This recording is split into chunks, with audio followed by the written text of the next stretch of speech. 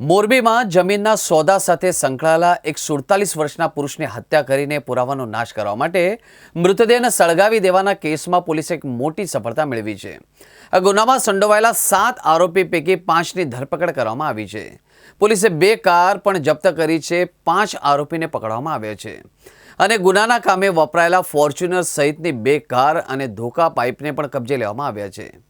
પકડાયેલા આરોપીઓના રિમાન્ડ લેવા માટેની તજવીજ હાથ ધરી છે।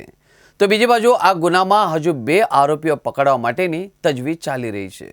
તાજ મોહમ્મદભાઈ જે ગુમ થયેલી ગુમ નોંધ દાખલ થઈ, ત્યારબાદ તેમાં શકદાર બાલુભાઈ થોભણભાઈ જેઓની શક આધારે તપાસ કરતા ગઈકાલે તેઓએ તેમની પોતાની બંધ કારખાનામાં પીપળી રોડ ઉપર આ કામેના આરોપીઓ ભેગા મળી અને ત્યાં એની લાશ સળગાવી દીધેલી અને લાશને બોલી દીધી। જે ગઈકાલે પંચનામાની વખતે સદરુ જગ્યાએથી લાશ શોધી કાઢી અને વાલીવાસને સોંપાવેલી। એ કામે ફરિયાદીની જે ગુમ થનાર છે એના પુત્રની ફરિયાદ લઈ બી ડિવિઝન પીએ તપાસ કરતા હતા અને આ તપાસ દરમિયાન આ કામેના આ મર્ડરના આરોપોમાં સંડોવાયેલ થોભણભાઈ ખેલાભાઈ, બાલુભાઈ થોભણભાઈ તથા વિશાલ રમેશભાઈ અને રમેશભાઈ અર્જણભાઈ તથા જયદીપભાઈ કાનાભાઈ જેઓને ધરપકડ કરવામાં આવી છે આજરોજ।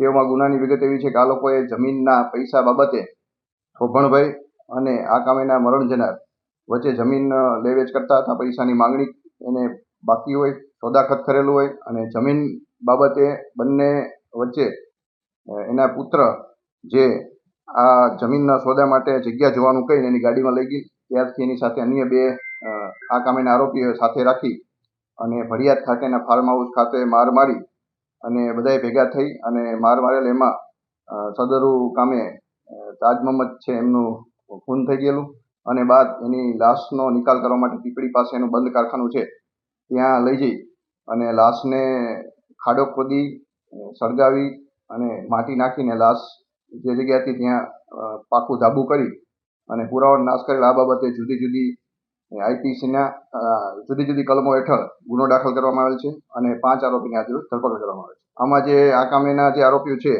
એ બધા એકબીજા સગાવાલા જ છે અને એનો રોલ એવો છે કે આ કામે જે જમીન છે, જમીન બાબતમાં પૈસાની લેતી દેતી હોય અને એ બાબતે આ લોકોએ ભેગા થઈ અને પૈસાની જે માંગણી કરતા હોય એ બાબતે બંને વચ્ચે બોલાયેલી હતા અને લાકડી અને ધોકાઓથી માર મારી ઈજા કરીને મૃત્યુ નિપજ્યો। ત્યારબાદ એનો લાશ ઠેકાણે પાડવા એને લાશને સળગાવી અને બીજી જગ્યાએ એની ખોદી અને ત્યાં એનો નાશ કરેલો। કેટલા રૂપિયા માગતા હતા અને કેટલા રૂપિયા બાબતે ટૂંકમાં અપહરણ કર્યું? જમીનમાં હમણાં છેલ્લે એને 5 લાખ રૂપિયા આપેલા હતા અને આગળ પણ એને સોદાખત કરેલું એની પણ હજી તપાસ ચાલુ છે। કેટલા પૈસા એને લેવાના હતા એ બી ડિવિઝન પીએ તપાસ ચલાવી રહ્યા છે।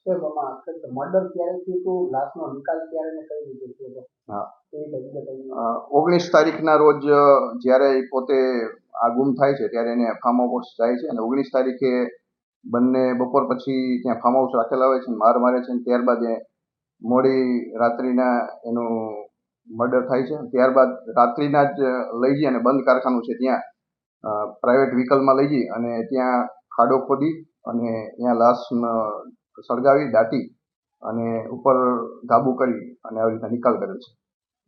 બીજા કોઈ આરોપીઓ સંડોવાયેલા છે કે કેમ અને બાકીના જે આરોપીઓ તેને પકડવા માટે? આમાં હજી 2 આરોપી જે પકડવાના બાકી છે એની તપાસ કરી રહ્યા છીએ। આ કામે જે ગુનામાં વપરાયેલ હથિયાર તથા આ કામેના વાહનો કબજે કરી અને આગળની તપાસ બી ડિવિઝન પીએ ચલાવી। એની તપાસ અત્યારે ચલાવી રહ્યા છે। બી ડિવિઝન પીએ જે બનાવ સ્થળની તપાસ પણ કરી રહ્યા છે।